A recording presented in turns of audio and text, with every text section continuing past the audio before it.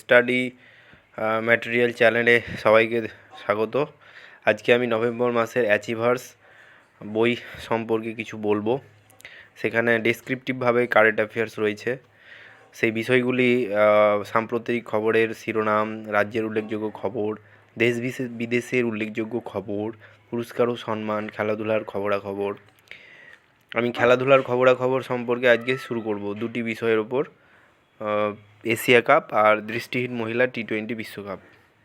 এই দুটি সম্পর্কে আমি আজকে আলোচনা করব।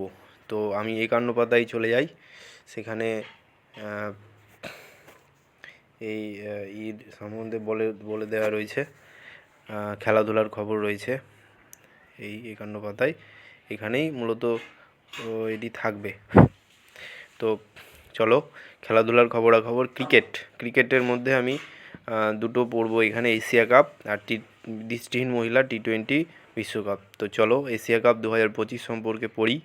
9 থেকে 28 সেপ্টেম্বর সংযুক্ত আরব আমির শাহিতে ইউএইতে দুবাই আন্তর্জাতিক স্টেডিয়াম অনুষ্ঠিত ফাইনালে পাকিস্তানকে হারিয়ে ভারত নভেম্বর এশিয়া কাপ 2025 জিতেছে।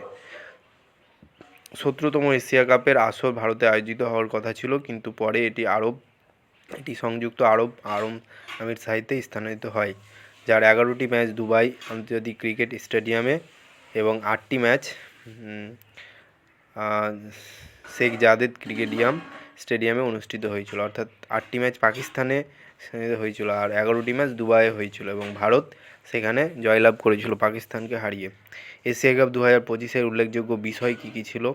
এই টুর্নামেন্টে 8টি দল অংশগ্রহণ করেছিল, যার মধ্যে 5টি এশিয়ান ক্রিকেট কাউন্সিল এসিসি পূর্ণ সদস্য ছিল, যার মধ্যে আফগানিস্তান, বাংলাদেশ, ভারত, পাকিস্তান ও শ্রীলঙ্কা ছিল, এবং 3টি দল ছিল যেটা এসিসি পুরুষদের প্রিমিয়াম কাপে শীর্ষ 3-এ স্থান করে নিয়েছিল। তারা ইউএই, ওমান, হংকং 2024 সালের এসিসি পুরুষদের প্রিমিয়াম কাপে শীর্ষ 3-এ স্থান করে নিয়েছিল।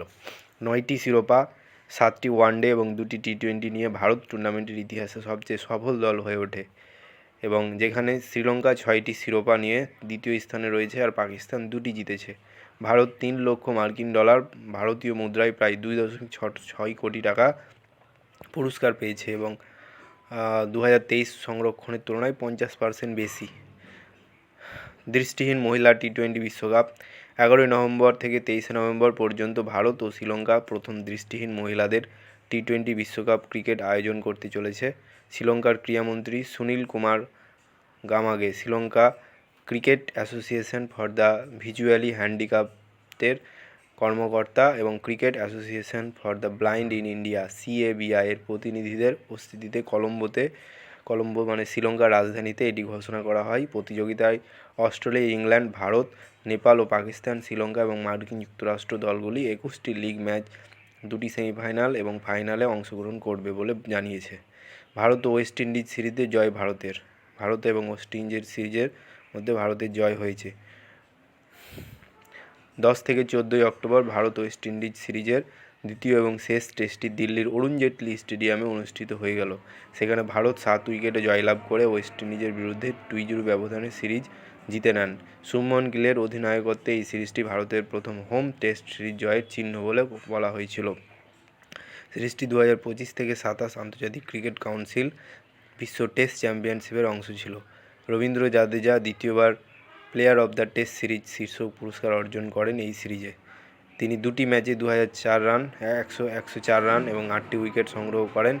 এর আগে 2017 ও 2023 সালে অস্ট্রেলিয়ার বিপক্ষে তিনি এই শিরোপা জিতেছিলেন।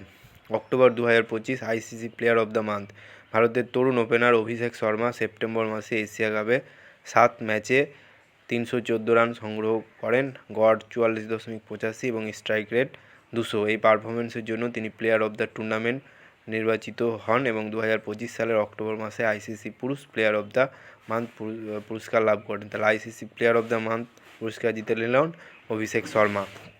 অন্যদিকে ভারতের মহিলা দলের সহ অধিনায়ক স্মৃতি মান্ধানা সেপ্টেম্বর মাসে অস্ট্রেলিয়ার বিপক্ষে ওডিআই সিরিজে দুর্দান্ত ব্যাটিং করেন। তিনি 2025 সালের অক্টোবর মাসে আইসিসি মহিলা প্লেয়ার অব দ্য মান্থ, ছেলেদের মধ্যে অভিষেক শর্মা আর মেয়েদের মধ্যে স্মৃতি Mandhana, ICC player of the month হিসেবে পুরস্কার লাভ করে নিয়েছিলেন। তো এই হলো আজকের কারেন্ট অ্যাফেয়ার্স, যেটা ডেসক্রিপটিভ আকারে তোমাদেরকে বলে দেওয়া হলো।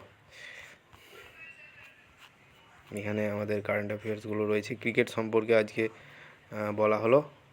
এর পরের দিন আমরা আবার ফুটবল সম্পর্কে বলবো। তো চলো।